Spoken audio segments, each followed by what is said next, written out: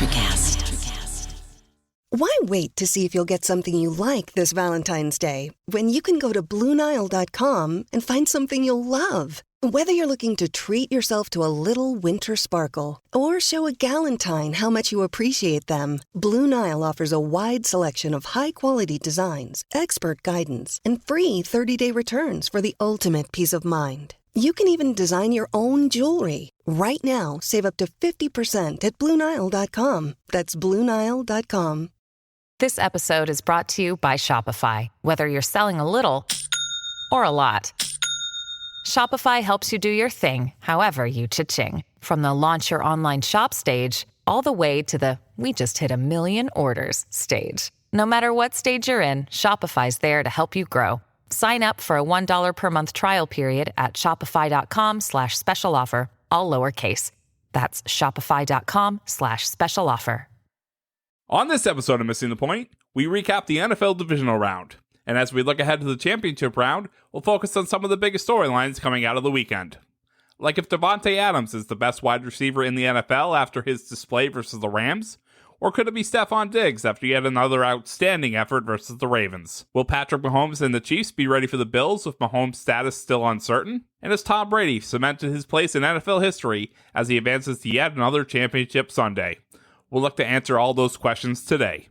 But first, some housekeeping. Missing the Point is a 1-hour podcast recapping the biggest stories in the world of sports with a New England flavor. The show notes and transcript of today's episode can be found in the description box below, as well as on our website, www.mtpshow.com. If you're new to the show, consider subscribing. It's the easiest way to see when we publish new episodes. We are on Apple Podcasts, Spotify, Google, and wherever you get your podcast. If you're listening on Apple Podcasts, make sure to rate the show and leave a review for a chance to win a free Missing the Point t-shirt. Be sure to follow us on all of our social medias. All of our links will be in the show notes. And check out our brand new website, www.mtpshow.com. That's mtpshow.com. And now, this is Missing the Point, episode 34. But it's all relative.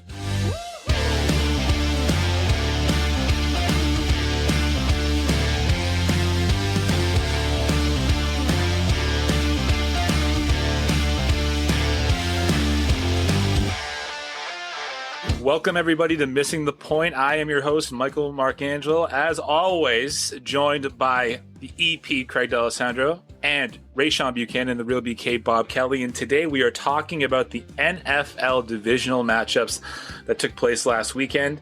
We're going to preview the NFC and AFC championship game. I'm not going to ask you how you guys are. It's not really top of my to-do list, but I do. The first thing I want to say to you guys, what did we learn? What was your biggest takeaway from the divisional round games? Bobby, I'll start with you.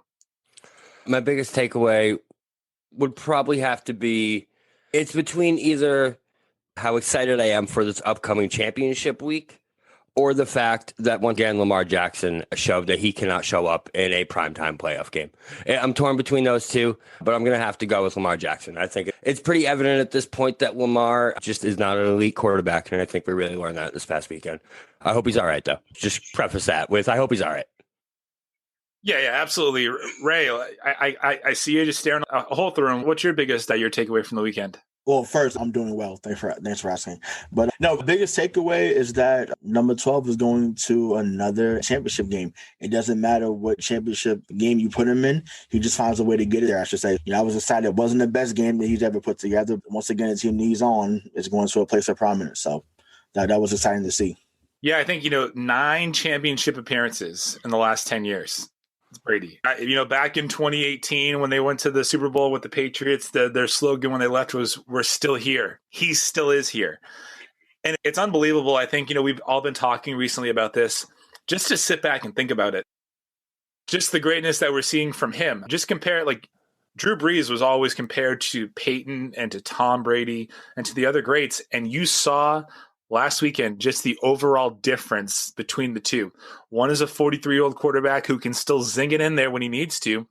The other one, Drew Brees, love you, mean it.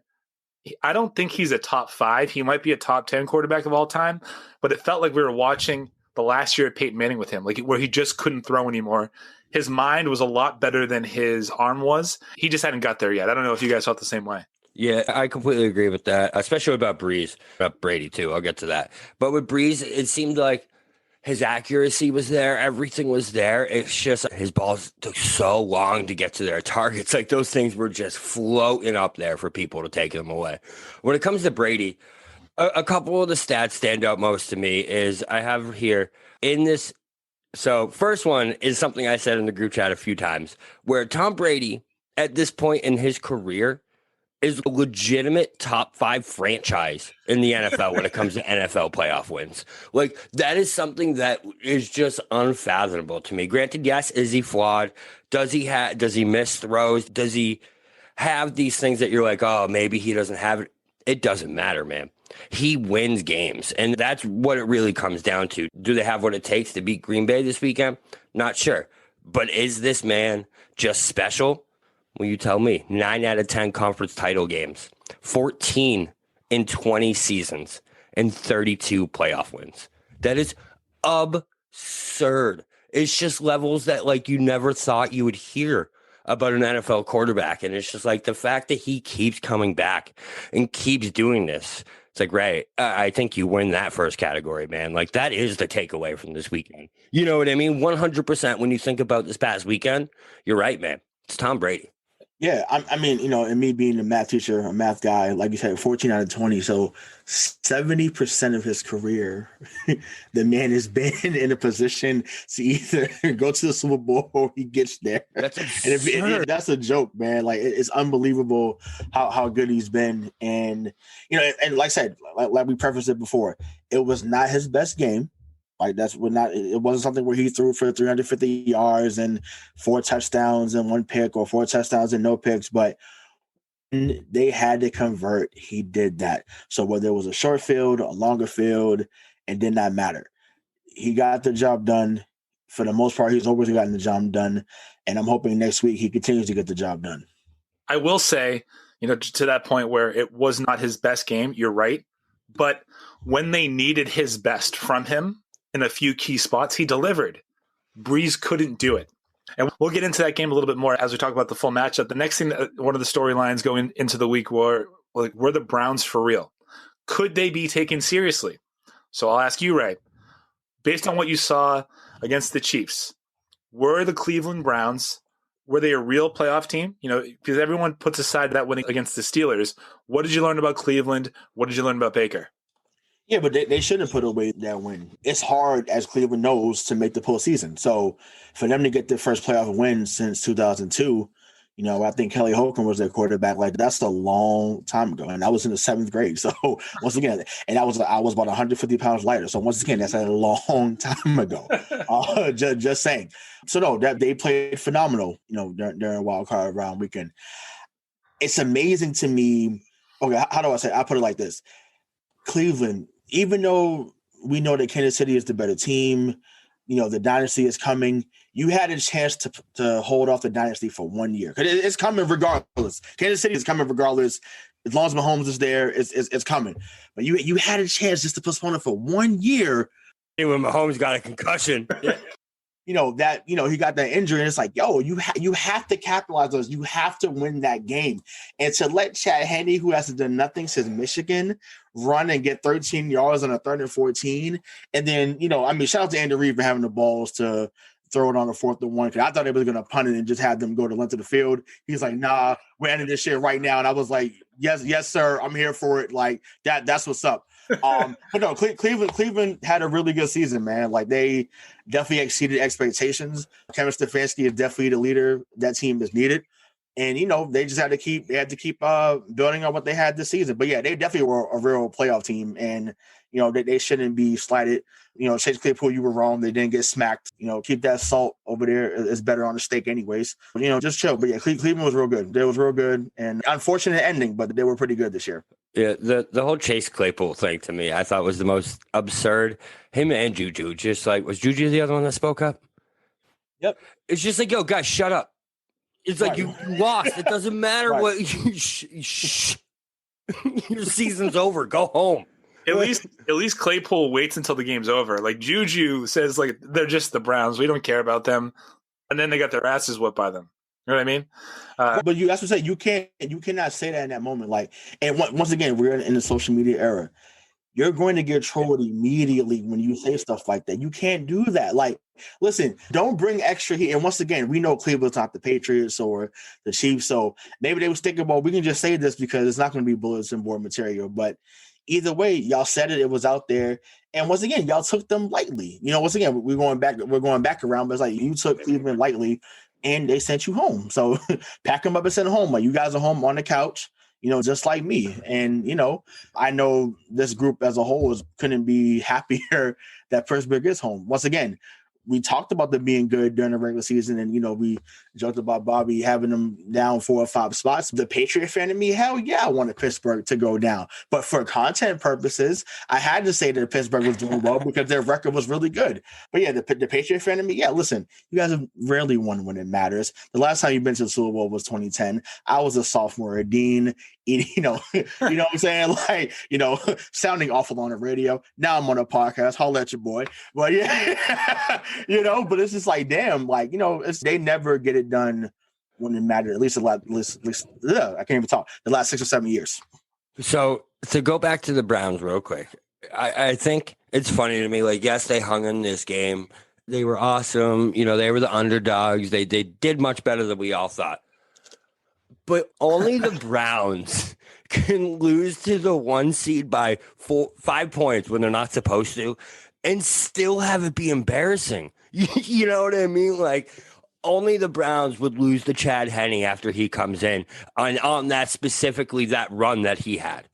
Only the Browns would have that fumble go out of the back of the end zone and have it actually end up costing them the game. It's just, as much as I love the story and everything like that, like, you just have to point it out because it's just like, a helmet hit, though, Mike. It definitely was. But it's still like that would only happen to the Browns. You know what I mean? Like, it's just funny to me. They lose to a 1 seed, but here we are still talking. They lose a 1 seed by 5 points, but we're still talking about it's the Browns, and those are the mistakes they make. Bobby, let me ask you this then: do you put any blame on Nick Chubb? Because to me, he had 2 catches that maybe could have went for a touchdown or at least help extend the drive. And to me, those are drive killers when you don't make that play. So how much blame do you put on Nick Chubb? I think I put a lot of blame on that backfield a little bit. We'll get to it once we go into the game. But like, the Chiefs have a really soft run defense, and they have all year. And for them to show up and barely break, actually, they had a better game than I thought. But those 2 big plays were big 2 plays. You're right. Nick Chubb dropping those 2 were huge. I completely agree with that. They actually had almost 100 yards rushing, or like exactly 100 yards rushing. I think it's going to be hard for us to talk a little bit about each thing and not go into the game. So why don't we just go into the games? So the first game that was on the docket was the LA Rams coming off a huge win against the Seattle Seahawks against the Green Bay Packers. I thought that the Rams defense would be strong enough to stop Aaron Rodgers. Turns out I was wrong. It happens more often than it doesn't. Green Bay 32, Rams 18. I think the most important part of this game, though, was Aaron Rodgers. 23 of 36, 296 and 2 touchdowns in the playoffs. So he washed away a lot of the history there. Yeah, he's special, man. He's the most talented. He's one of the most talented quarterbacks I've ever seen. I'll preface that with one of, I know. But he's the only quarterback I've seen that, like, he legitimately looks like he's playing games out there with defenses. Like, he's sitting there smiling. He always has this look on his face like he knows something that the defense does it. And it's been a little bit more these past 2 years once LaFleur got there. But, yeah, to see what this team did to that LA defense with Aaron Rodgers, they were toying with them all day long. It was up and down, back and forth. 1 point here. The Packers scored 32 points, 484 yards, which was 94 more than LA had in any game this season. They scored on their first 5 drives. They didn't turn the ball over. They did not allow a sack, and they punted twice. That is legitimate. Like, and I said this to you guys, that's surgery. They were a surgical offense that day. They knew exactly what they wanted to do, and they did it. And the Rams could do nothing about it. It was absurd. TNT. Tactical. Keyword tactical. That's it, right? Yeah. Tactical, baby. Bad Boys 2 reference for everyone out there, in case you're wondering. One of the surprising things for me, too, and then I'll kick it over to you, Ray, it was the rushing attack by Green Bay. They ran for almost 200 yards. I think it was like 187 yards. Aaron Jones, obviously, with 14 carries, 99 yards, and a touchdown. Jamal Williams, 12 carries, 65 yards. A.J. Dillon, 6 carries, 27 yards. So they beat L.A. in every single facet of the game. And I think for all of us, especially you and I, we were talking a lot about this over the last couple of weeks. Aaron Rodgers has a history of making a really good regular season run and then laying an egg in the playoffs. This time, he has home field advantage of the number 1 seed. And I don't want to speak for you, so I'll ask, when you saw Rodgers take the field, were you thinking like I was thinking, man, he's going to screw this up? So I think initially, I think that's just a normal way of thinking, because obviously if you go back to 2012, I believe they went 15-1, and then, they lost to the Giants in the divisional round. And, that Rams team is kind of similar to what that Giants team was then, just kind of sneaking into the playoffs and, having a really good defense, and then having a quarterback that's just going to do enough to get you there. Yes, Giants fans, Eli's better than Goff. Calm down, keep your panties in a bunch, but they're very similar. But, I felt like, Aaron Donald had to be, he had to turn into Lawrence Taylor or Bruce Smith, and he didn't do that on Saturday. Once that happened, it was like, he's like Bobby said, he's going to become surgical. And when he's surgical, it's not Aaron Rodgers, it's Dr. Rodgers. And, Lambeau Field became a very friendly neighborhood, for him. So to me, once the game got rolling, I was like, yeah, he's not losing this. And once again, when you give him a running game, because like Aaron Jones is easily the best running back that's came through there, maybe since Amon Green, or even if you want to go back to Dorsey Lemons with Brett Favre, like I know he played with both of them anyways, but to me, A.J. Dillon, Aaron Jones, and then the Williams kid, like that's a very good trifecta. And if you take your pressure off Rodgers, you just let him run around and have that playground style like Bobby alluded to, it's a wrap, because he's not going to lose in that regard. We'll see what happens next week, but I just know if you give him a decent running game, he's going to do whatever he wants to do, and that's what happened on Saturday. Before we kind of go further into the Aaron Rodgers saga and how we were all thinking about it, I kind of want to take a step back and talk a little bit about Jared Goff, right? Because for me, again, this guy is just a quarterback that is in the right system at the right place. That was always my thought. He doesn't have any guts. What I'll tell you is, for the second week in a row, he did not make any mistakes. 21 of 27, 174 yards and a touchdown. He put his team in a pretty good position to win always. And it didn't happen this time. The defense didn't stand up like you thought it was going to. Just kind of, I know the game's just happened. What do you guys think now about Goff? Is he still their quarterback, or do you start taking a look somewhere else? I think McVay starts looking somewhere else. I really do. I think he's very impressed with what happened with Goff this past week. But from all reports and everything I've heard about McVay and Goff and the relationship this season is that it's pretty much non-existent anymore. Who's that other guy? I don't even remember his name. The one who got hurt last week. When Wolford got hurt, before that game, like Troy Aikman was talking, you heard him talking all the crap about Goff, how he thought the Rams thought that, they had a better shot with him. They had this. That's only because the Rams coaches told Aikman that, like, listen, we really think Wolford's our better quarterback. We think that he's our best chance to win this game. Didn't work out like that. Goff had to play both games. But I just think McVay is out on Jared Goff. I would be very surprised to see Jared Goff back in a Rams uniform. I guess my question would be, do you think that they think he's better for them now because Goff has that surgically repaired throwing thumb, or overall? Because it would make sense to me as to why a backup would probably give you a better chance to win with a guy who doesn't have a thumb, right? Yeah. No, that's a very good point. That broken thumb was definitely big, but I just think you expected so much more out of Jared Goff that, like, I feel like it'd be very hard to, as a head coach, to look at the team that you have and not think someone else can bring you better success. That's just how I see. You guys know how critical I am on quarterbacks. I just don't see him being the answer for this team. If they put all this in, they put all this time and draft picks and really went in to make this defense this good, if they had a quarterback that could just make a few plays for them and have, instead of 21 or 27 and under 200 yards, if that's 28 of 35 for 280 yards and 2 touchdowns, that's a whole different ball game. You know what I mean? So, like, I know that's like a really good stat for a quarterback have, but I'm just saying, like, if you have a good quarterback in there, it's a whole different ball game for the Rams. So I just think he's out. Yeah, right now I think that he's Alex Smith. I feel like, kind of before Alex Smith kind of evolved.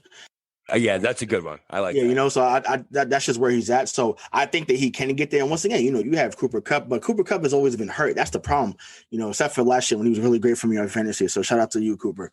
But, him, Robert Woods, Higbee, Cam Akers, I made the joke a few weeks ago about Cam Akers turning into, Eric Dickerson and Marshall Faulk, against the Patriots. Was it against the Patriots? Yeah, against the Patriots. Like, it was a joke. And he had another great game, too. Right, yeah, exactly. So it's just like maybe they should have won him a little bit more. Or, maybe Green Bay was just prepared for that. But yeah, I think that he could still be that guy. Once again, they've already gotten to a Super Bowl with him, and he's been on the field more than once. I still think your guy down in Dallas is definitely better than both of them. So when we look back at that 2016 draft, we'll say that Dak is probably the best that came out that class, and that's not debatable. We drove control about that all day, but barring injury, Dak tears up everybody in the NFC, really the NFL. They just have to be. Did you hear that? Did you hear that? No, I mean, it's true though. Like I said, we joke and we troll about shit, but it's like we got to be honest. Let's call a timeout here. So Dak tears up Patrick Mahomes. He tears up Josh Allen. He tears up Aaron Rodgers. Like, that's what we're saying, because they're in the NFL too. And you just said he tears up the entire NFL. Those guys don't play defense. I mean, he tears up defenses. That's what I mean. Yeah, that's like I said. He would give all those guys a good game, though. You know what I'm saying? Like, I'm not saying he's not going to beat everyone. Dak with 2 ankles is a top 10 quarterback. Yeah. Like anybody with 2 ankles. Let's go. Let's get it.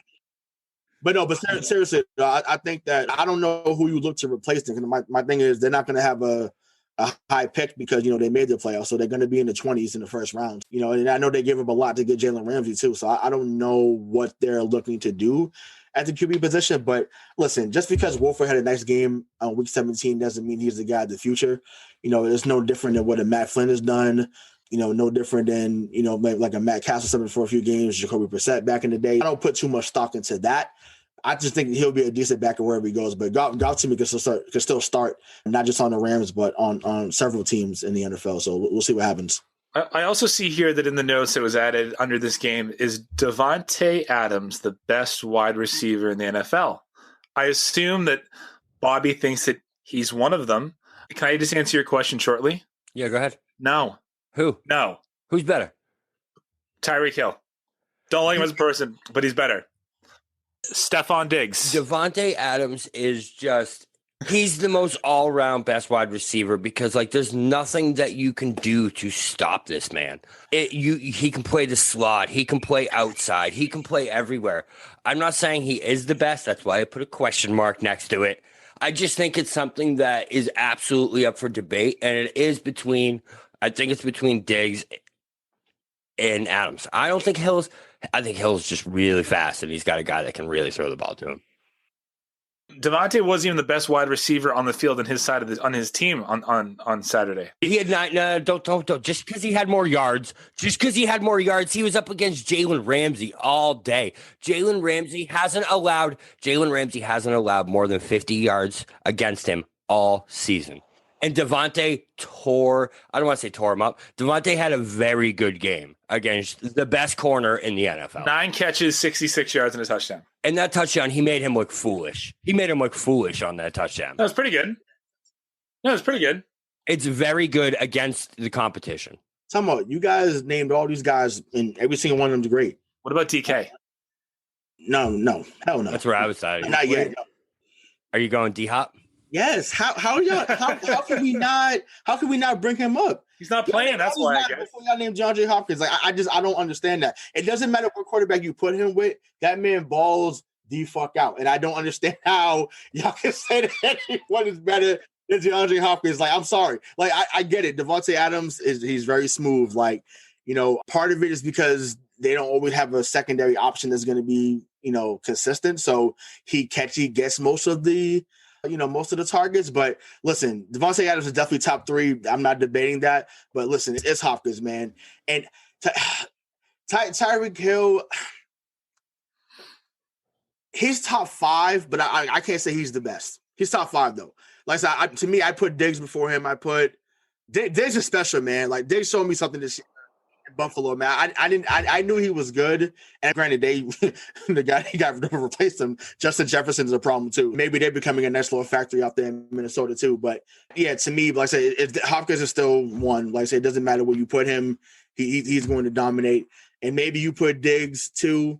Then Davante 3. And like I said, I'd put Hill right there. Now, if you're talking about just a speed standpoint, game changer standpoint, then yes, you have to put Tyreek Hill number 1 because literally you could put a double team on him. Like I remember the game a couple of years ago with the Chiefs and Patriots.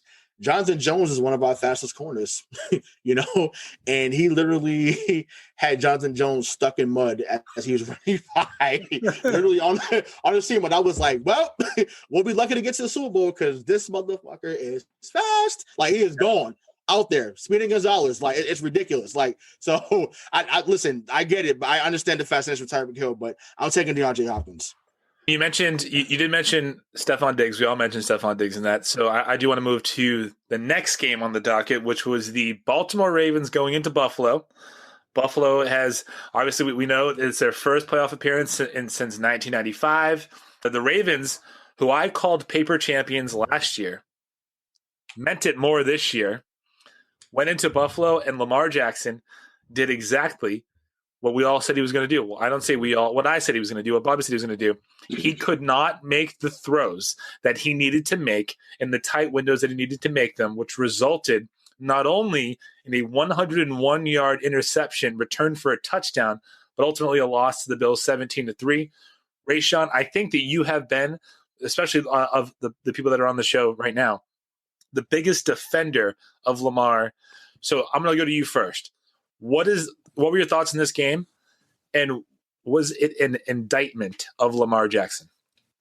Oh yeah, he let me down. He let me down. There's no, I can't defend it. Now, I was very happy to see him get his first win, against the Titans in the wild card round. I think it was good to get that, to get that weight off his shoulder and finally win one. Because, to me, I felt like he was a little unfairly criticized because I felt like Josh Allen didn't get one till last week. Baker didn't get one till last week. Every quarterback in the 2018 draft, I felt like, they didn't get one. Like I said, we know Sam Darnold ain't doing shit. So let's be real. I felt that he was kind of unfairly criticized. I felt like he kind of got put on, a different path or got called out a lot more, in my opinion. Last week is basically what people have been talking about. So it's like the inconsistent throws, the, only being counted on for your legs. But that pick 6 back to the house, that's on him. And it's about progressions, right? So when he's running out, he's scrambling, obviously he's easily one of the more dangerous players in open field. That's not debatable. But if they know that you're only looking for 89 in the end zone, of course, the defenders are going to flock to 89. They know you're not looking for Hollywood. You're not looking for Willie Snead. You're looking for 89. Could I get it? Baltimore, they just love tight ends. So whether it was Shannon Sharp back in the day, whether it was Todd Heap, I get it. That's just what they do. But as soon he didn't look him off. If he looked him off, he may have be able to catch it, but that didn't happen. He didn't look him off.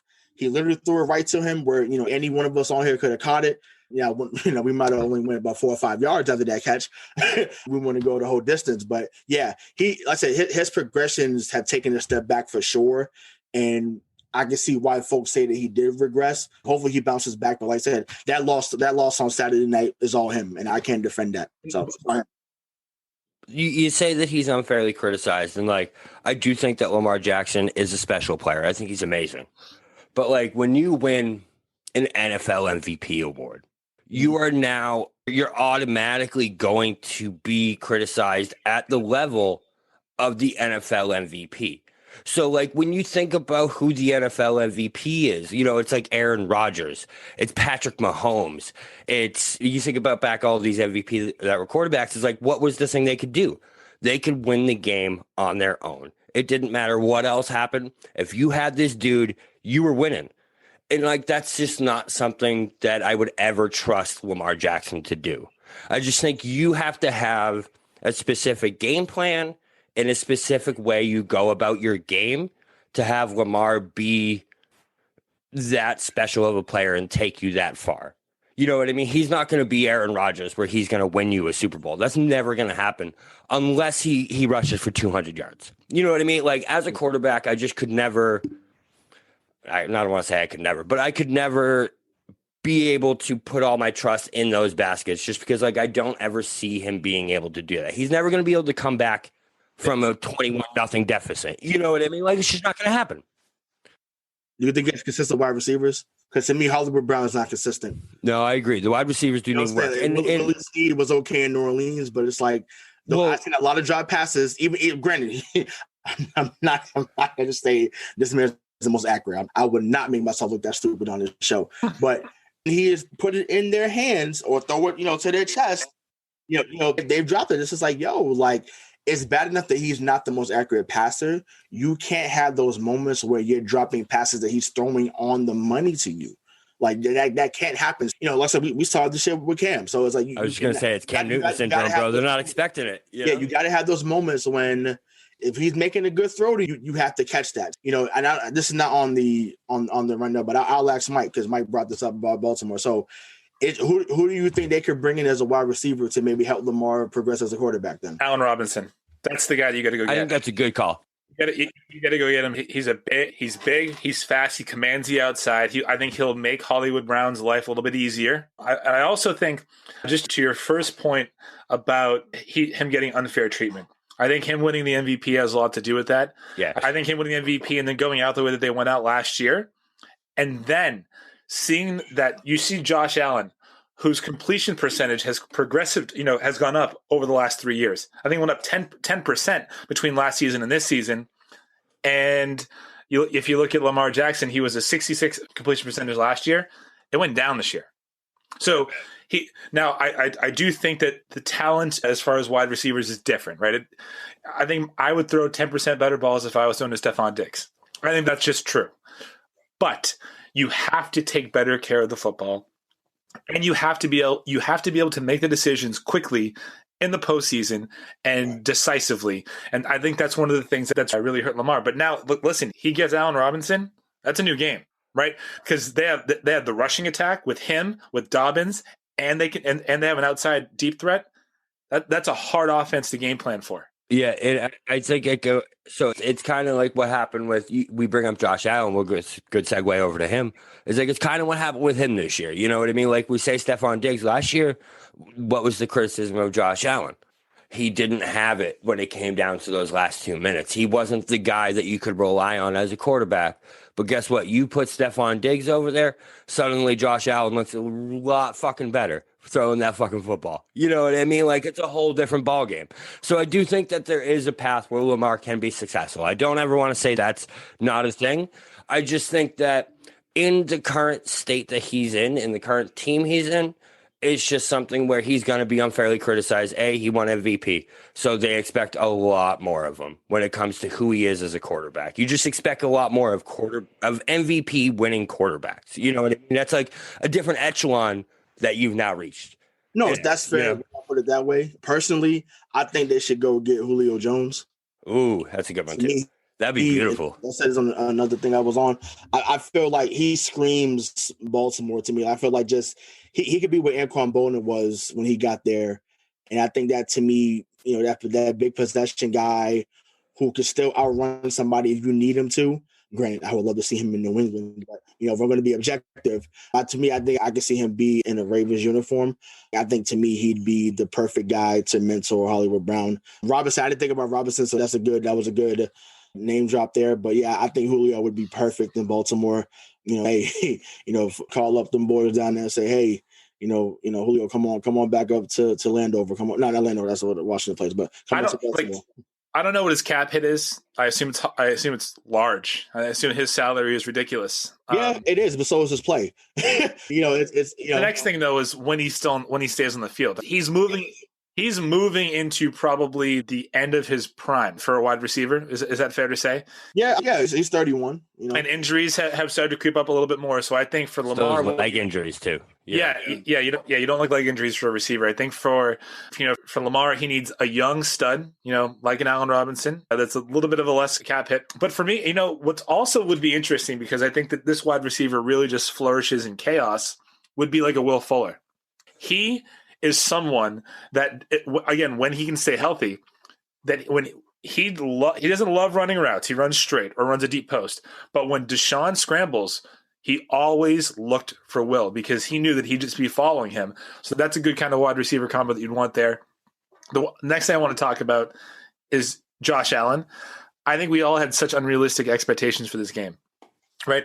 We were talking about it in our group chat. DK, Joe and I talked about it last week, that this is going to be chaos on the field. It did not live up to that. But Josh Allen, again, 23 of 37, 206, a touchdown, no picks. That's the difference, right? He did not make any crucial mistakes. And for what it's worth, the offense of the Bills was pretty anemic. When you really think about it, Allen throws for 206, 106 of those yards are to Diggs, right? So he throws for 100 yards elsewhere, and the team collectively rushed for 32 yards on 16 carries for 2 yards a carry. So if they play like that this week, which we'll talk about, they're not going far. So what were your thoughts and your feelings on the Bills, Bobby, and how they performed? So to me, the biggest question with them was it like we saw the wind wreaking havoc that entire game? There was one direction the teams were going that just like if you were kicking a field goal that direction, you were doing anything that direction, you were toast. So to me, it was like, is that the bigger issue? Was it the wind causing havoc on the offense, and it caused havoc on everyone, which is why we saw the 17-3 score? Or is this actually something that we need to worry about the Bills? I want to lean towards the win because of what we've seen the whole season is this team has just been electric week in and week out, no matter what. But I'm not sure. I'll tell you what, if they show up like this next week, they're in trouble for sure. For sure. I agree with you there, but I don't see it. I think that it really was just a win. I think Josh Allen is special, and I think them getting Zach Moss back is going to be a big thing because as much as I love Singletary since I traded him for him in my Dynasty League, he's not the answer. He's really not. And that's pretty evident. He's not good. And Zach Moss adds a different element to that rushing game. So I think he's big coming back. But yeah, it was surprising to see them struggle. It really was. Because I expected it like you guys. I thought this was going to be a high-scoring electric game. That's just not what we got at all. I think as fans, Rayshawn, I'll let you go after this too. I think as fans, we get baited into this every year, right? There's always that one matchup every year in the playoffs where we see these two dynamic offenses with mobile quarterbacks that can also sling it. And we just think to ourselves, man, this is going to be something like 27-24, and it's going to be nuts. And it's always 17-3. It's always 10-3. It's never what we think it's going to be. So haven't we learned that in the playoffs, defense gets a little bit better for every team that's in there for whatever reason it is, unless you play the Chiefs, it gets a little bit better. The one thing that I want to ask you about this game, Rayshawn, how does Josh Allen's stock improve, or has it for you based on what you've seen so far in the playoffs? And most importantly, in this game where it was a home game, they needed to win, they did it. Well, no, the credit goes to Craig and I. Craig and I talked about early in the year that Buffalo was going to run the AFC East, and we basically said because it was going to be because of Josh Allen. I actually said I'm on a sports page called Sports Nation Primetime Online, and a couple of years ago, when actually it was the game after Josh Allen had against Minnesota where he hurdled somebody to get a first down, and I said, oh shit, I said we're in trouble once Brady's out of here, because I said that guy's going to run the division, and I got laughed at. Brady's there. What Patriots going? I'm telling you, when number 12 leaves, number 17, that guy in Orchard Park, that guy's going to run the division, and lo and behold, that's what's happening. No, he hasn't changed anything in my mind because I thought that he was going to be good, and that game changed it from me. Now, like I said, Bobby was right, because I know Bobby talked about last year, him making like behind the back passes and, doing laterals that just didn't make any sense.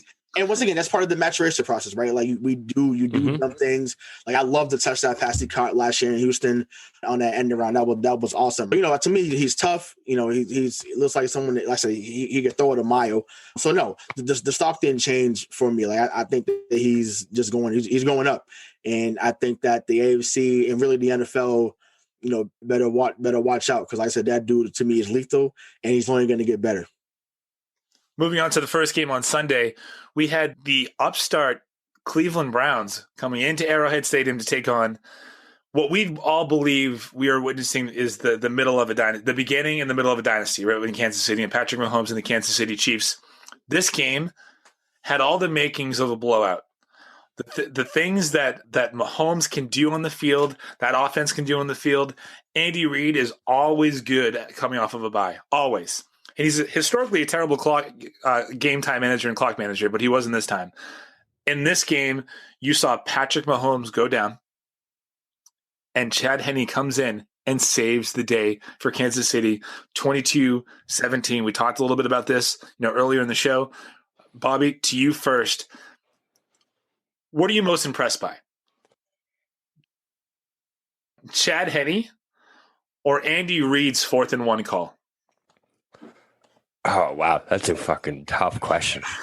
I want to say Andy Reid's 4th down call just because of how much balls it really took. Listen, Chad Henne was awesome. That run was awesome. But he was still Chad Henne. You know what I mean? He still made some mistakes, and he still made – that interception that he threw was just beyond atrocious. There was no one even close to where he was throwing the ball. So as much as that was awesome, man, that 4th down call – everyone here knows how much of a Tony Romo fan I am. I've never heard this man so flabbergasted in my entire life. Like, he lost this. He's like, there's no way they're snapping it from a shotgun 4th. And they snapped it. It was unbelievable. That whole sequence was amazing. Yeah, and that took some brass balls by Andy Reid, for sure. It would be one of those things where if he didn't get that and Cleveland won that game, he would go down into history for that call. But they did. Here we are. They won. I also think calling the game as if Mahomes was still in it, that shows you how much trust he has in the guys out there, because that's what that was, right? That was if Mahomes is in the game, 4th and 1, that's the exact same play that they're going to run. Chad Henne threw an awful duck, but he still was 6 of 8 for 66 yards and that long punt or interception. I think for me, the star of the game, it had to have been Tyreek Hill. Again, 8 catches, 110 yards. The guy is, you just can't catch him. You know what I mean? He's going to be so hard to cover regardless of who you put on him. I think if Mahomes is healthy, the final score of this game is a little bit different, because we did see, as I think Rayshawn kind of was pointing out, there was a little bit of a fumble by Higgins that, for me, and I think Rayshawn said it in the chat, that's ball game. That's game over. If you can't score that touchdown, if you can't make that play, you're not going to win. So based off of what you saw, let's go from post that moment, because I know that at that moment you said game's over. What did you learn about Cleveland after that? How did they fight back? Did they make you a believer in them? Talk to me. Well, I almost had to eat crow because, they got that touchdown and I'm like, oh, I think Bobby pulled the Lee Corso line, not so fast. I was like, damn, you're right. They're about to come back. But then, they did what they do, man. It's once again, to me as a competitor, and granted, I know, because I had a conversation with my roommate about this, because he was like, man, I'd rather beat Mahomes. I'm like, yo, duh, of course you want to beat Mahomes, but I'm like, yo, this is a playoff. This is a chance to go to the AFC Championship game. And he goes down and you still lose. That's unreal to me. The moment that he went down, the Cleveland Browns should have felt the same way Craig felt. And they should have been jumping for joy that, you know what, it's our time to win this game and let's seize the opportunity. And they didn't do that. So whether it was drop passes, whether it's, I think the play, actually, matter of fact, the drive right after the quote unquote punch / interception, they did nothing on that drive. And it's that can't happen, bro. That cannot happen. So you cannot have Jarvis Landry. You cannot have Harrison Bryant, David and Njoku, Chubb and Hunt and also the Hooper. And it's Kareem Hunt. Oh, okay. I have to choose my words wisely here. You came into this game talking about it was personal. Said it was personal. They let me go. You kicked somebody. You kicked a woman. Just put it out there, call it what it is. But you couldn't kick shit on the field. couldn't kick no game if it ran in front of you, big fella. And that's a shame.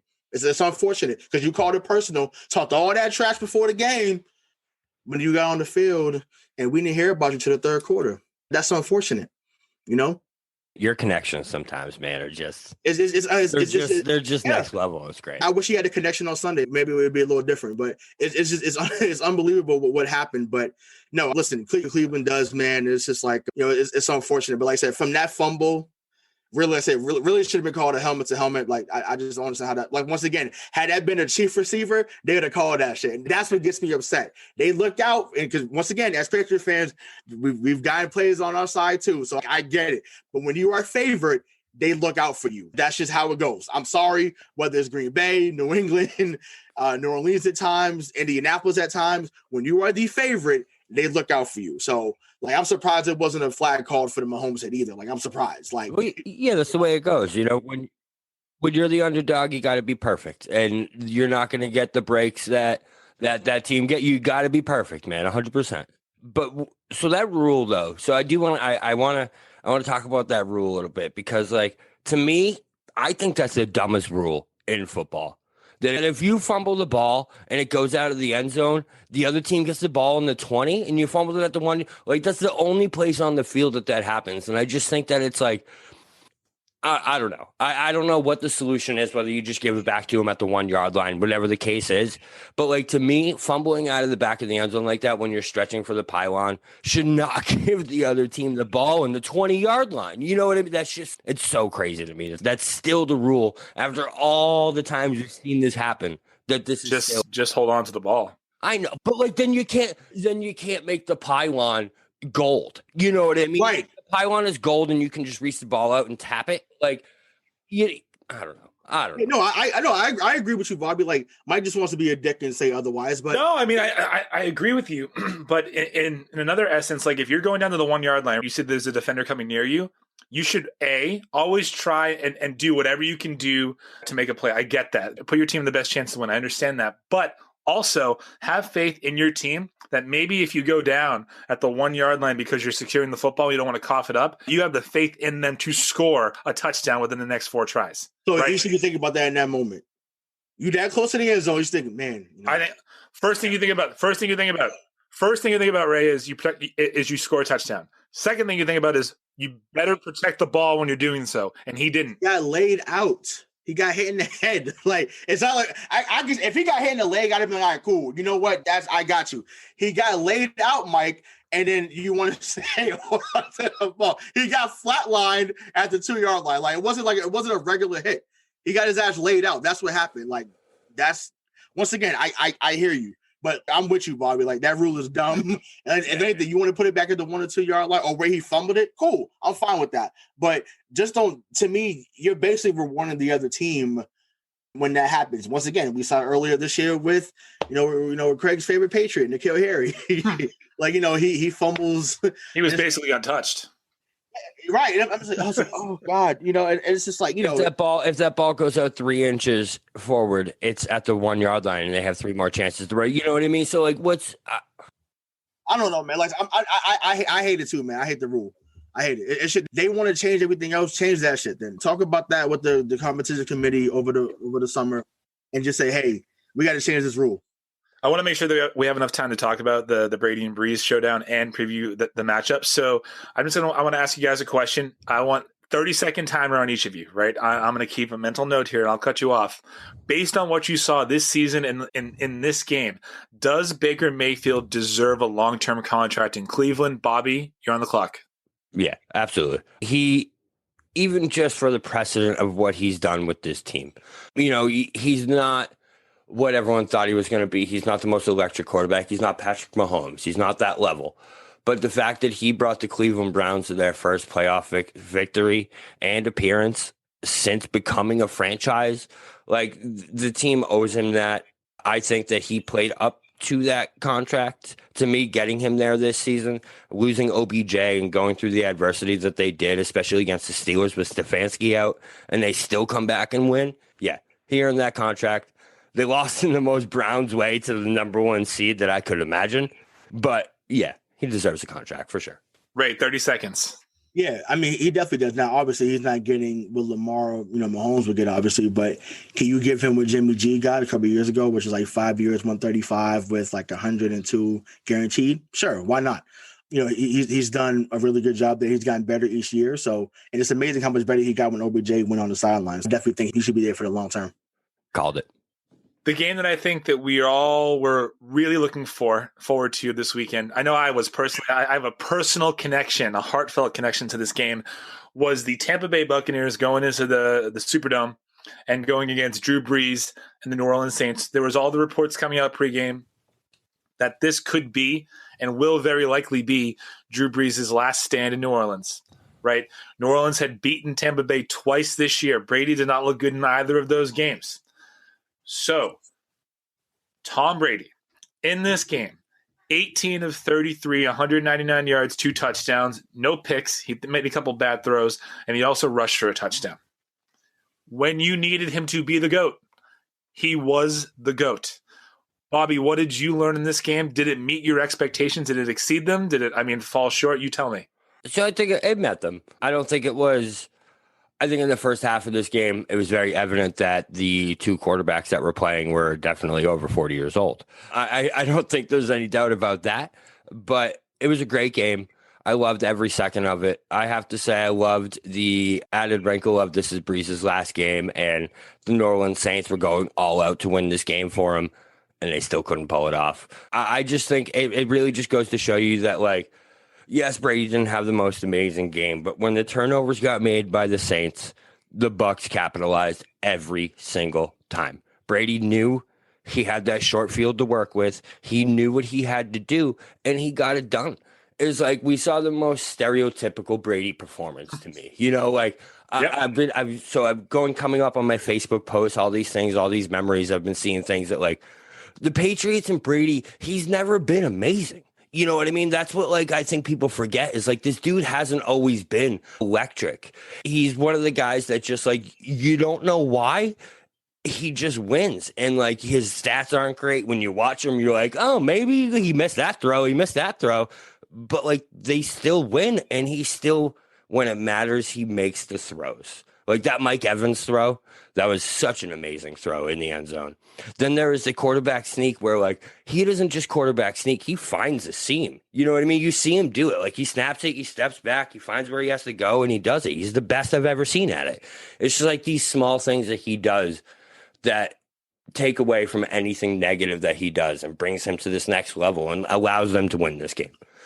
I will say, before you go, Rayshawn, Brady got lucky twice in this game, right? That out route that he threw on the sidelines that was a pick 6 in the first game was this close to being a pick 6 again.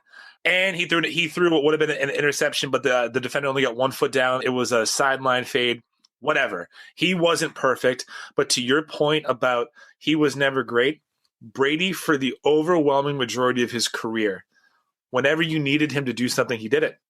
And he never cost his team. When I say never, I don't mean always. That's a bad choice of the word. But overwhelmingly, he never was the reason that they lost the game. So for Ray, I know, we've both been kind of saying, we want Brady to do well. So when you're watching this game, you're seeing what you're seeing. The first question I want to ask you is pretty specific. When you compare Brady to Brees in this game, is there any doubt who the better quarterback is? No, but it wasn't any doubt beforehand. Even when they lost the 2 games, I'm still taking Tom Brady over Drew Brees. Like, I love the meme that you sent me where, it was from WrestleMania 24. It was that match between Shawn Michaels and Ric Flair. And, you see Shawn Michaels saying to Ric Flair before he kicks him in the face with the Sweet Chin music. He's like, I love you. I'm sorry. And he just ends it there, it depends on 1, 2, 3. And that's exactly what happened. That's exactly what it was. Like I said, to me, I know some people who firmly believe that Brees was better than Tom, and like, if you put him in New England, he would have did X, Y, and Z. And I'm like, once again, this is proving that you can't just put anybody into a system and just think that they're gonna do, X, Y, and Z. But listen, man, like I said, it didn't change anything for me. I'm riding with Brady always, and to me, this performance really reminded me of actually his first Super Bowl against the Rams. Yep, it was like 16-27, 45. And then, like a touchdown, right? So not something that's going to overwhelm you. But once again, the pass to Redmond, the pass to Patton, when you need him to make a play, just like he did early in his career. Now he's more of a game manager, I feel like, even though he's still putting up big numbers. he just finds a way. So once again, not going to always put up the 450 yards, 3 touchdowns, no interceptions. But when you need him to make a play, he would have had another one if Godwin didn't drop it. Bobby pointed that out. I was like, all he does is drop passes, man. Like, how do you drop that? He has made some really good plays though, but he has. It was like, damn, like you're too good, bro, to keep dropping these type of passes. And like, and Brady gets, when he gets frustrated, he gets pissed. And I would just, I'm like, damn, I might catch that, man. I wanted to blow out, blow them out. I wanted the smoke show. Like I said, to me, it reminded me of his first performance in the Super Bowl. And like I said, it wasn't spectacular, but just whatever he needs to do in order to make the play, he's always going to. I also want to point out that Rob Gronkowski dropped. It was hit in the hands in the end zone twice and dropped. The one where he laid out, if he catches, that's a great catch. That's not right. That's what I'm talking about. Yeah, I'm like that was kind of out of its reach a little bit. I was expecting to see what I saw in the AFC Championship game a couple of years ago from Gronk, kind of just that last stand. Who knows? You might see it next week in Green Bay. Stay tuned. But to me, well, he's coming back next year. So it's already out there. Yeah, he's not going anywhere. Yeah, he's coming back next year. He's gonna play with Brady for as long as Brady plays. And I'm here for it. I'm completely here for it. Just keep going, keep running the NFC South, keep going through everybody. I just wanted to be real clear here for all those that are listening. I am a Tom Brady fan. I'm rooting for Tom Brady to win Super Bowl. I am not rooting for Rob Gronkowski because of the way that he left. And I know that there was the Patriots did a lot of things bad to him. This is not a Patriots conversation. But for him to wait till free agency had started to declare that he was retired so that we could not get Jared Cook, that hurt us. It hurt Brady that year that he was here without him. So, I hope he's okay. If he wins, I'm not rooting for him, but it's fine. Though I do want to ask you, though, Bobby, Drew Brees, what you saw of him this year in this game. I know that he fractured 11 ribs. He punctured a lung. The fact that he came back in 4 weeks is a testament to the competitor that he is. That being said, did he hang on a year too long? Yeah, I think so. But that's a tough question, though, because yes, he did. Only asking you the tough questions. Well, fair enough. That's why you're here. So he did hang on too long because I just think that, the Brees we got this year and even the Brees we got last year is they were hanging on to this last thread of hope of winning a Super Bowl with this core that they had because this team has been through a lot together. You got to remember the heartbreak that this team has been through over the last 4 or 5 years. They've lost on the last play in the playoffs. Was it 3 years in a row now? There was the Diggs, there was Rudolph last year. I think there was one the year. Oh, the pass interference against the Rams. So that's 3 years in a row where they just went through total heartbreak. I think if he had a run like this last year, I think you see Brees walk away last year. But because of the heartbreak and everything like that, it's really hard to blame him for coming back. But I think it was pretty blatant that it's the opposite of what from Tom Brady. You know what I mean? You look at these older quarterbacks in history, and it's they always have that one season where you're like, man, they were struggling that year. And it's Brees, that was this year. Tom Brady's the exact opposite, where he's just better and better. Keep bringing it back to him, but it's just that's where I keep going because it's this dude is at the end of his career. He's 2 years younger than Brady, and he looks 10 years older than him. And he's playing 10 years older than him. And then you have Brady, who's 43 now, right? 43? Yeah. And just playing some of the best football of his career. So, I don't know. Now, I think one of the other questions that we can kind of discuss and pose here is Tampa Bay's defense legit? And I think it is. I'll throw it to you, Rayshawn, first. The reason why I'm going to say yes is because they give up a 75-yard punt return where the New Orleans gets it down on the 15-yard line, and they hold them to 3 points. So Drew Brees can't throw 15 yards down the field. We know that. But in the red zone, he can still make those throws. The field is shorter. He has a lot of weapons. They held Michael Thomas to it was 0? Yeah, he caught as many passes as I did on Sunday. So my question to you, Ray, is this defense legit? Was this game their coming out party? And does it give you more confidence in them going into next week? So I wouldn't say they're legit. I think they're opportunistic. So kind of like how Kansas City's defense was last year. I'm not saying that means they're going to win the Super Bowl, but I think that, they make plays when they need to. They're really good against the run for sure. I think they can get burned in the passing game. I've seen it. I remember that Chiefs game, and my God, Tyreek Hill had 200 yards in the first quarter. The first quarter, and I was just like, yo, like, this is insane. Like, out of control. So, like I said, passing-wise, I don't think that they're that good. But from a running standpoint, I think they're really good.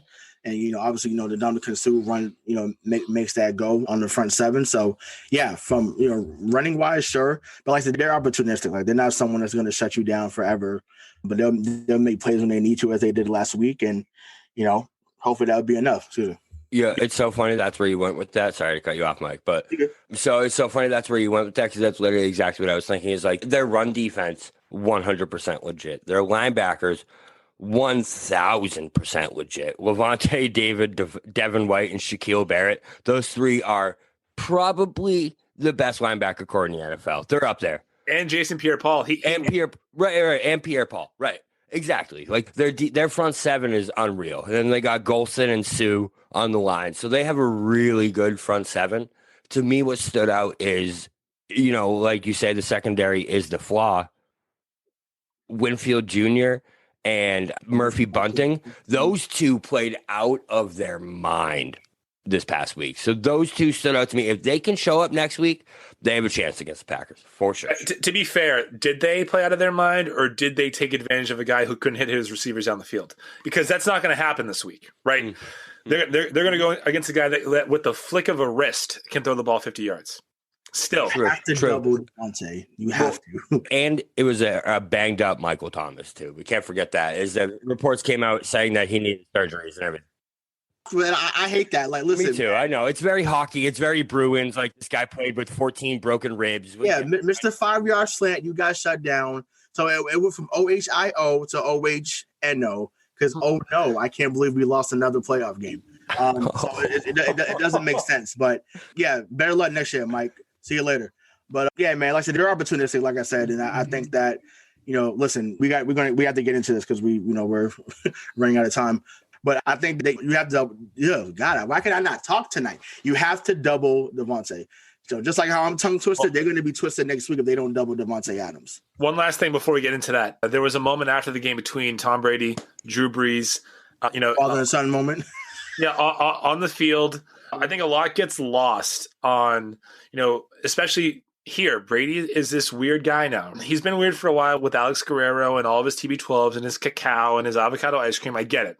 It's working for him, sure. But when you see a moment like you did after the game with Brees and his family, it does remind you of just of the decent guy that we all knew, way back when he first was here. And that he probably still is. Listen, he's just a weird guy. I don't think he's a bad human being.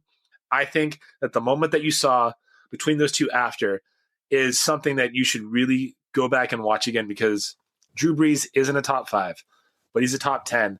And I'm talking all time. And to see that moment between those two, it was I think it was something to see, something to cherish too, because you don't get a lot of that in the NFL anymore. So I completely agree. That moment to me was so special. Like you just see these two on the field is like we just saw literally the most storied, maybe the most accomplished. This week might beat it. I put that before, but the most accomplished quarterback matchup in the history of the NFL is what we just witnessed. You know what I mean? These two are literally the two greatest quarterbacks that have ever faced each other in the playoffs. And for them to have that moment at the end, like it just made it. No, it just but Manning, like I still think you have. All right, Manning Brees. You're right. One Manning of Brady. The most. You're right. Manning no, you're right. Manning. That's what I meant. What did I say? Manning Brees. It was Super Bowl, but it was fine. But yeah, Manning Brady, 100%. So. God damn it. Now you just ruined everything I was saying. It's okay. Because in reality, what you were saying wasn't real, because this week's matchup, which we're going to talk about right now, is better. I think it's better. And it's obviously, Tampa, the Buccaneers are going up to Lambeau Field. Some call it Lombardi Field, and they're going to play the Green Bay Packers at 3 o'clock. At 3 o'clock. Nice throwback right there. That's good. Callback. Show notes. Well, all we've been hearing right now. So I think right now this game is a 3.5 point favorite. It's in favor of the Packers. They're home, so it's basically a pick 'em. In this game, for me, what Tom Brady needs to do to win. I'm gonna pose this to you guys too. I'm gonna try and keep this as short as possible. Right? For me, Brady needs to not be 07 Brady. He needs to be 04 Brady. He needs to make the smart throws to the open guys, not try and force anything, and not try and out-throw Aaron Rodgers. If he does that, he's going to lose. I think he has more weapons, but I don't think he doesn't have the arm. So just play the smart game, because it says right here in my notes, what does Brady need to do to win?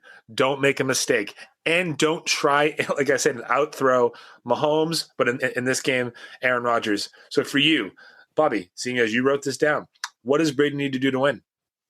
So I just think it comes down to, can Tom Brady, do the Buccaneers have the game plan to beat this team? That's when we see the Buccaneers lose. That's when we see them go down dark holes that you're like, who is this team that we're watching, when they don't have a specific game plan, or you see them get away from who they are within that first quarter. If we see the Bucs come out and we see them have that first drive that we know Brady always gets, we see them have an absolute commitment to either going with Ronald Jones, Leonard Fournette, actually having something that they think is going to work against this team, I think we're going to see a great game. I think the biggest thing for this team is for them to stay in it in that first half. If the Packers get away in that first half, it's going to be ugly for Tom Brady and the Bucs. Or it'll be another playoff comeback by Tom. Yeah. You really can't. It's a hard thing to predict, right? Because you always want to say, and Ram, I'm going to go to you next. Like you never want to fall behind. Yeah, no shit, Sherlock. That's sports. You never want to lose. But Brady has a pretty okay track record of falling behind in the first half and coming back. It's pretty good. I think I don't know this for a fact, so I just want to put a little asterisk next to it. I think he is the all-time leader in come from behind wins. I think. Could be wrong. But we can have someone fact check me. You can find me on Twitter. Ray, for you, what does Tom Brady and what do the Buccaneers need to do to win this game? And do you think they're going to? It's funny. I actually don't think they are going to win the game. I want to be wrong, but I just think that Aaron Rodgers is he's on another level right now, and it's hard to put into words how good he's been and how good he could be on Sunday. But I think that Aaron Rodgers is going to outduel him. But I disagree about you having to be, or Brady having to be 04 Brady. I want 07. I want him to sling that shit all over the field. Sling it to Mike Evans, sling it to Godwin, sling it to Gronk, sling it to Scotty, to Heidi Miller. Just go, just go, just go. I want that. And if you're going to go down swinging, I don't play it safe. Screw all that. Don't listen to him, Tom. Sling that shit all over the field. Go for 40. Go for going Drew Bledsoe with it. Screw that. Sling that shit. Sling that shit. You know what I'm saying? I'm sorry. I don't want to play safe.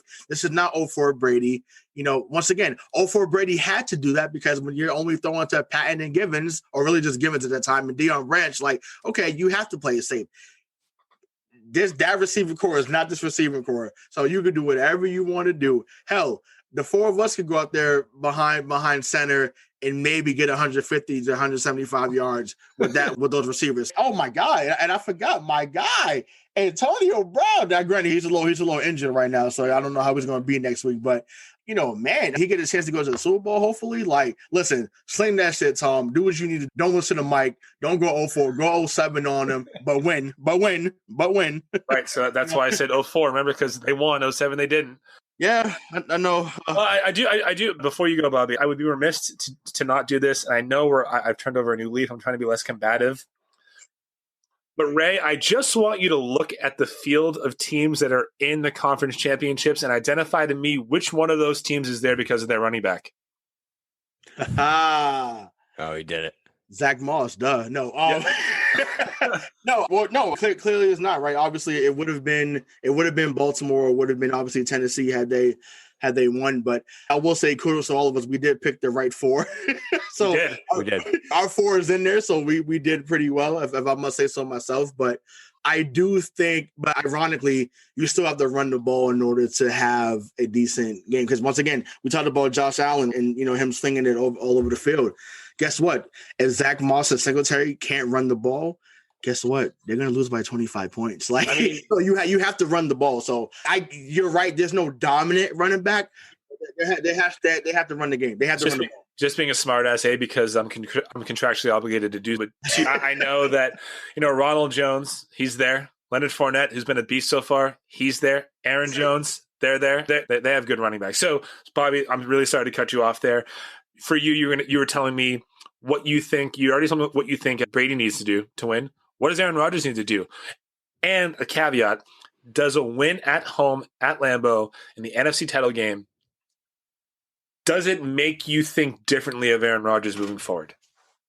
No, because I already know Aaron Rodgers is Aaron Rodgers. He is the most talented, he's one of the most talented quarterbacks that we've ever seen. And there's no doubt about that. Like you said, the way he toys with defenses is unlike anything that we've ever seen.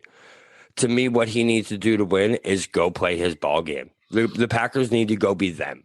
You know what I mean? They need to have the motions that we've been seeing from them all year. They need to have that electric offense we've been seeing from them all year. And if Aaron Rodgers come out and have those turnovers that we've seen him have in those big games, it's going to be trouble for them early. One of my favorite parts of this is predictions, because I get to hold you to whatever you say for the rest of your lives and never let you live it down. So, Rayshawn, what is your prediction of this game? So I have Green Bay 31, Tampa Bay 24. No, dude. Why would? Okay, I hate it. I hate it too, but once again. So you're going with your head, not your heart. I appreciate exactly. It. So 31-24 Green Bay. Man, Ray, I wanted to go with my head and not my heart too, man. I really did, because I love Tom Brady. I think this is the best story. I would love it to see him go Breeze, Rodgers, Mahomes, and take home the Super Bowl and just have it be like, listen, we talk about Speaker of the House take. That's go dick right on the fucking table. Like, there's nothing you can fucking do about that anymore. I would love to see that story. I just don't know if they have enough to beat this version of Aaron Rodgers, man. We said it before. I think this is the best version of Aaron Rodgers we've ever seen in this offense with this talent. I'm going to have to go 35-28 Packers. No, 35-31 Packers. So I'm going 27-21 Tampa Bay. I think it's going to be a relatively low-scoring game, but I'm not picking against Tom. I don't want to.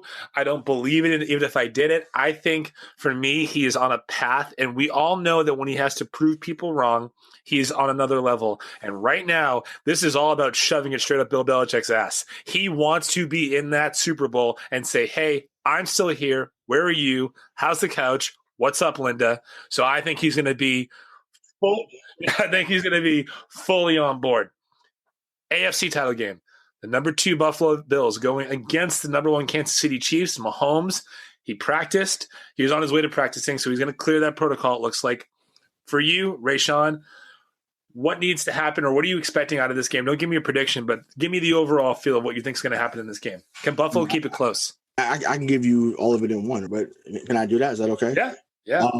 I think Kansas City. Also, I expect a close game until the fourth quarter. Like, I think it's going to be back and forth. I think Buffalo will take a lead early. Like, they'll be like 17-10 going into the half. And I was like, man, what's going on with Kansas City? Bobby's going to be in the group chat like, man, Josh Allen looks great, guys, doesn't he? And we're going to be like, yeah, I don't know. Not so fast. It's not over yet. And then, they're going to go, Kansas City's going to go on a run, just like they did last year. Like, damn, they really scored 20 straight or 25 straight. Like, this team is unreal. To me, like I said, it's going to be close, but I just think that whoever makes the most plays on defense, because like I said, offense, whatever, both teams will score, but whoever can make the stop that they need on defense is going to win, in my opinion. Great hot take there, but that's just how I feel. I got Kansas City winning 42-28. Shit. That's what I was going to say, dude. Well, we've been around each other a long time. Sometimes we have the same mindset. My brother. All right, you can go, Bobby. All right. So I'm going to go. I think that Kansas City, to me, it's still a question of, are they still playing dead? I don't think last week was a good indicator of it, because, again, Mahomes went out right when I thought that they were waking up. I thought they were going to drive down the field and score no touchdown right there, and that was going to be ball game. He goes out, whole different story that entire fourth quarter. I still think they're sleeping giants. I think we haven't seen the best out of them yet. I completely agree that I think Buffalo's going to stay in it for a while, but it's just going to be too much Patrick Mahomes, man. If he can stay healthy, the team is just too good. You know what I mean? Like, I want the Bills, again, playing with the head and not the heart here. I want the Bills to go to the Super Bowl so bad. I really do. I think it'll be such a cool story. Have the Bills go up and lose the Super Bowl to Tom Brady. I think it'd be hilarious. But I don't see it happen. I think the Chiefs win. And I think it's going to be 28-24. Wow, that's really close. Yeah, I'm right there with Ray. I thought this game was going to be something along the lines of 21-10 in favor of the Bills at halftime. And then you just see what we all have come to expect is Mahomes and the Chiefs just put up 30 unanswered. Something like that to make this 42-28 by the end. I think we are destined to see Mahomes versus Brady in the Super Bowl. I think Brady, again, I don't want to turn this into the Tom Brady parade, but to win 3 games on the road, to play a home Super Bowl game, you literally can't write this better. And I'm begging whoever's out there to just let him get there, because I think playing a home Super Bowl, the first person to do it should be the greatest of all time, and it should be Tom Brady. Yeah, no, I completely agree with that, Mike. Yeah, I put it on Facebook this week. I begged the football gods for this exact AFC, NFC championship matchups, because it's just like the best we could possibly imagine. But for him to do that, couldn't agree more, man. Couldn't agree more. And honestly, and I know he's not going to do this, but just to me, I would. If you go through Breeze, Rodgers, and Mahomes, go out on top, Tom. You'll never get a moment like this. Those 3 guys in a playoff in a row, bro. You got to go on top, dog. Like, I'm sorry. As good as he's been looking doing it for him, first of all, he's not retiring until he's 45. TB12, his whole little method, his book, everything. He says he's going to play until he's 45. And I kind of think he'd say, you know what's cool? Like, what about doing that just one more time? Just one more time, because he could do it. I can't imagine what would be better than 7 rings, 8 going out back to back. Yeah, I guess so. But unless you're looking at what is this, WrestleMania 25 or 26, Michaels against Taker, back to back great matches, putting my career on the line type thing. Like, are you kidding me? I don't know, man. This would be a crazy road, bro. Like Breeze, Rodgers, Mahomes. Like, how do you top that, bro? Like, how do you top that? Unless you say, you know what? I never went 19-0. Let me do what I couldn't do before. That's the only thing. But I'm saying that's the only thing that would be left to do is that he's done everything else. And if he wins number 7, once again, he's already the best of all time. But 7, listen, no, if he gets 7, there's no one touching that. I'm sorry.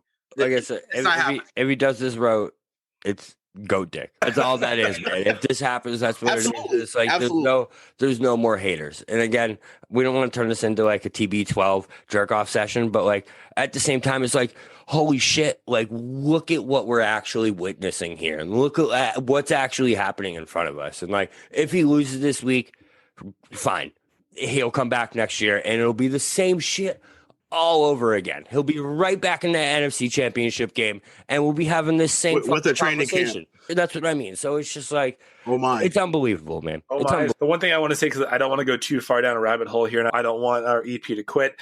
If you just think about the NFC South, Breeze is gone. 2 of his losses are gone from this year, next year. Carolina still doesn't really have a good quarter. Teddy Bridgewater's fine, whatever. Matt Ryan and the Atlanta Falcons, we know who they are. They're nobodies. So he could potentially come back, have a better record, and have a bye. You know what I mean? So he's not hanging it up. I hope he gets to the Super Bowl, and I'm sure we're gonna talk to death about that next week and on the live show coming up in a couple weeks. So to wrap it up real quick, Rayshawn, any final words about what you saw this past weekend or what you're looking forward to seeing this coming weekend? No, just looking forward to 2 great matchups coming up this weekend. You know, I mean, like I said, I think, you know, the 4 best teams didn't make it because sometimes that doesn't happen. But in this case, the 4 best teams are there. You know, I'm excited to see how Josh Allen plays in the championship game. You know, I think Allen is probably Mahomes light in that regard. You know, we're going to see how he fares against them. And then obviously, like, you know, you're looking at 2 legends, right? You know, it's icon versus icon. It's just not the Sky Dome. I'm excited to see, you know, Rodgers versus Brady. And, you know, like I said, even though I picked Green Bay, I'm hoping it's not a friendly day in the neighborhood. Bobby, final word. So I just want all NFL fans to take a step back and look at what we're witnessing this upcoming week. Is we're looking at possibly maybe the best AFC NFC championship game combo maybe ever when it comes to implications for this league, if I could fucking talk. So we have future quarterbacks Josh Allen, Patrick Mahomes versus the legends Tom Brady and Aaron Rodgers. We have never seen anything like this that I can remember in NFL history. This is the most unbelievable championship weekend. I can't wait for it. I'm just sitting here. I'm giddy just thinking about it. I can't wait. Yeah, there has never been such a visual passing of the torch as there is this weekend and what will be in the Super Bowl. You have one way or the other, you're going to have a legend versus a young upstart. One that has already won a ring is on his way to try to win 2, 3, 4, 5, LeBron in Miami.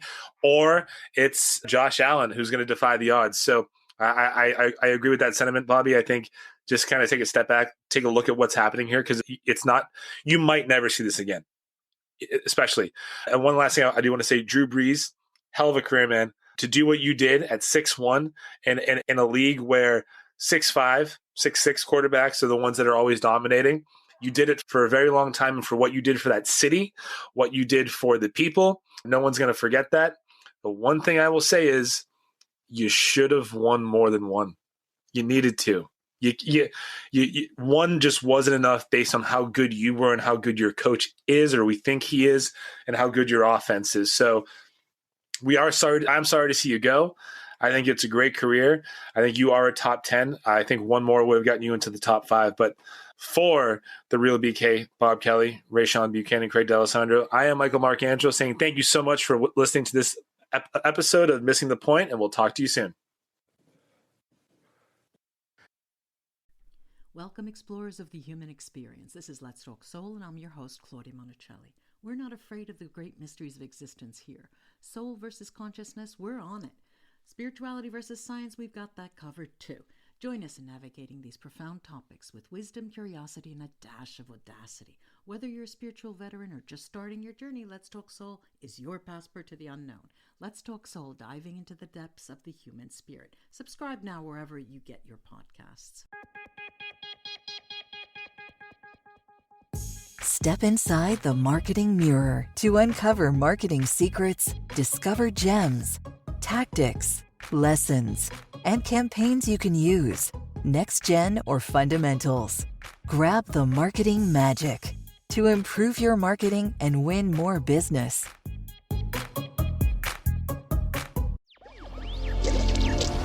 Electricast. Electricast.